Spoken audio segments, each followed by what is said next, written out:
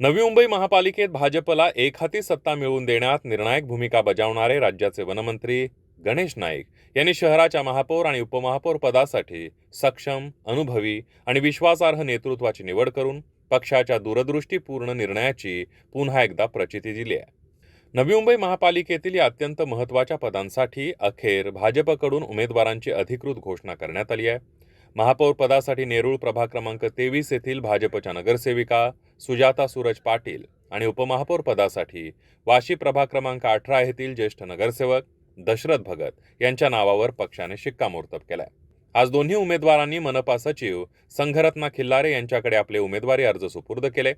या दोन्ही उमेदवारांचे अर्ज सादर करताना माजी खासदार संजीव नाईक, भाजप जिल्हाध्यक्ष डॉक्टर राजेश पाटील आणि माजी आमदार संदीप नाईक, माजी महापौर सागर नाईक, माजी महापौर सुधाकर सोनावणे, माजी महापौर जयवंत सुतार यांच्यासह भाजपचे अनेक ज्येष्ठ नगरसेवक व नगरसेविका उपस्थित होत्या. राज्याचे वनमंत्री गणेश नाईक यांचं खंबीर समर्थक आणि निष्ठावंत सहकारी म्हणून ओळखले जाणारे भाजपचे नगरसेवक सूरज पाटील यांच्या पत्नी नगरसेविका सुजाता पाटील यांची महापौर पदासाठी निवड झाली आहे. सूरज पाटील यांची नवी मुंबईत भाजपच्या तरुण, अभ्यासू आणि आक्रमक नेतृत्वात गणना होते. संघटनात्मक बांधणी आणि स्पष्ट भूमिकेमुळे त्यांनी पक्षात वेगळी ओळख निर्माण केली आहे. त्यांच्या पावलावर पाऊल ठेवत सुजाता पाटील यांनीही आपल्या कार्यातून स्वतंत्र ओळख निर्माण केली आहे. सुजाता पाटील या सुशिक्षित, अनुभवी, संयमी व सौम्य महिला नेतृत्व म्हणून ओळखल्या जातात. यापूर्वी नगरसेविका म्हणून कार्यरत असताना त्यांनी महिला व बालकल्याण समितीच्या सभापती पदावर उल्लेखनीय व प्रभावी कामगिरी करत आपल्या कार्यशैलीचा ठसा उमटवला आहे व आपल्या प्रशासकीय कौशल्याची चुणूक दाखवली आहे. दरम्यान प्रशासकीय व राजकीय अनुभवाने समृद्ध असलेल्या ज्येष्ठ नगरसेवक दशरथ भगत यांच्या नावाची उपमहापौर पदासाठी घोषणा करून पक्षाने प्रदीर्घ अनुभवाला प्राधान्य दिल्याचं स्पष्ट झालंय. माजी विरोधी पक्षनेते म्हणून महापालिका सभागृहामध्ये त्यांनी दिलेली निर्भीड, ठाम आणि मुद्देसूद लढत, तसंच गेल्या अनेक वर्षात भगत लोकप्रतिनिधींनी नगरसेवक म्हणून प्रभागात राबवलेली भरीव व विकासाभिमुख कामं यामुळेच त्यांच्या निवडीसाठी भक्कम आणि विश्वासार्ह पार्श्वभूमी तयार झाली आणि उपमहापौर पदावर त्यांची वर्णी लागली. यावेळी बोलताना माजी खासदार संजीव नाईक यांनी महापौर उपमहापौर पदासाठी या दोन्ही उमेदवारांच्या निवडीमागे कोणत्या बाबींचा आणि गुणवत्तेचा विचार करण्यात आला यावर प्रकाश टाकला. भारतीय जनता पक्षाच्या वतीनं नवी मुंबई महानगरपालिका क्षेत्रासाठी जी निवडणूक झाली त्या निवडणुकीमध्ये महापौर पद हे महिलांसाठी, सर्वसाधारणसाठी आरक्षित होतं आणि त्यामुळे भारतीय जनता पक्षाचे श्रेष्ठ नेतृत्व माननीय मुख्यमंत्री देवेंद्र फडणवीस साहेब आणि आदरणीय प्रदेशाध्यक्ष रवींद्र चव्हाण साहेब यांच्या मान्यतेने आज सुजाताताई पाटील यांचं नाव महापौर पदासाठी आम्ही त्यांचा अर्ज सर्व नगरसेवकांच्या उपस्थितीत भरलेला आहे आणि उपमहापौर या पदासाठी दशरथजी भगत यांचं नाव या ठिकाणी जाहीर झाल्याप्रमाणे त्यांचं नाव या ठिकाणी फॉर्म आम्ही भरलेला आहे.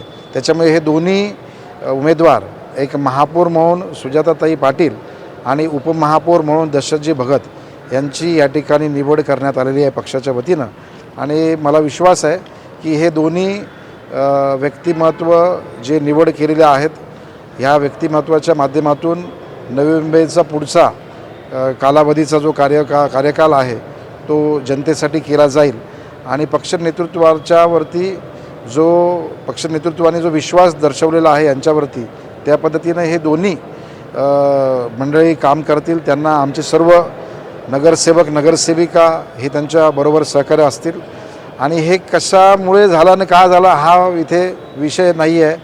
पक्ष नेतृत्व या ठिकाणी हा निर्णय घेत असतो आणि मला वाटतं की पक्ष नेतृत्वाने निर्णय घेतल्याच्या अनुषंगाने सर्वांनाच आनंद आहे की या ठिकाणी याचा अर्थ अन्य जे नगरसेवक नगरसेविका हे सुद्धा त्या ठिकाणी सक्षमच आहेत, परंतु शेवटी कोणाला तरी एकाला त्या ठिकाणी संधी मिळत असते. मी पक्ष नेतृत्वाचा धन्यवाद करतो की त्यांनी या दोघांना संधी दिलेली आहे. या दोघांच्या माध्यमातून भविष्यामध्ये नवी मुंबई महापालिकेमध्ये जे भारतीय जनता पक्षानं वचनं दिलेली आहेत की आम्ही ह्या प्रभागात अमुक करू, शहरासाठी अमुक करू, या सर्व गोष्टींची पूर्तता पुढच्या या 2.5 वर्षाच्या कालावधीमध्ये करण्याचा आमचा प्रयत्न राहील आणि त्याबद्दल आम्ही नवी मुंबई जनतेचं खूप खूप आभार व्यक्त करतो. तर तिथेच महापौर पदावर वर्णी लागलेल्या सुजाता पाटील यांनी आपली प्रतिक्रिया व्यक्त करताना सांगितलं की पक्ष नेतृत्वाने दाखवलेला विश्वास सार्थ ठरवत नवी मुंबईला प्रगतीच्या मार्गावर नेण्यासाठी मी पूर्णतः कटिबद्ध आहे. एक महापौर म्हणून ह्या पोस्टकडे मी नेहमी एक आदराने बघितलेला आहे. कधी विचारही नाही केला की ह्या पदावर ह्या खुर्चीवर बसण्याचा मान दादा मला देतील. सर्व नगरसेविका ह्यांचं सहकार्य मला यासाठी लाभेल अशी मी त्यांच्या मनापासून अपेक्षा करते. आणि खूप मोठी जबाबदारी आहे.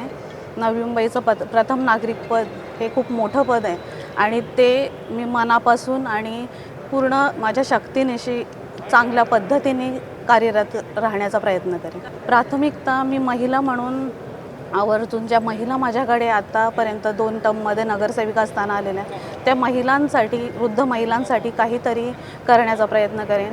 आणि ज्या पद्धतीने आदरणीय गणेश नाईक साहेबांनी, माझे पती सूरज पाटील साहेब यांनी यांच्या कार्यपद्धतीने प्रत्येक गोष्टीचं विजन म्हणजे शिक्षणाचं, आरोग्याचं, तसेच वेगवेगळ्या उद्यान असो, स्पोर्ट्ससाठी वेगवेगळे विजन डोळ्यासमोर ठेवूनच त्या पद्धतीने कार्यरत राहण्याचा प्रयत्न करेन.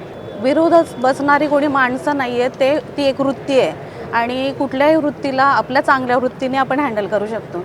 जर विरोधातल्या लोकांनी आपण चांगली कामं करत असू तर त्याला नक्कीच विरोध होणार नाही आहे आणि त्यांचंही सहकार्य मला लाभेल असं मी अपेक्षा ठेवते. तर उपमहापौर पदासाठी निवड झालेल्या दशरथ भगत यांनीही मिळालेल्या संधीबद्दल पक्ष नेतृत्वाप्रती कृतज्ञता व्यक्त करत अनुभवाच्या जोरावर शहरासमोरील प्रश्न मार्गी लावण्यास प्राधान्य देऊ असा ठाम विश्वास व्यक्त केला. जी काही ह्या ठिकाणी उपमहापौर पदाची जी काही जबाबदारी आलेली आहे, ही जबाबदारी ह्या शहराच्या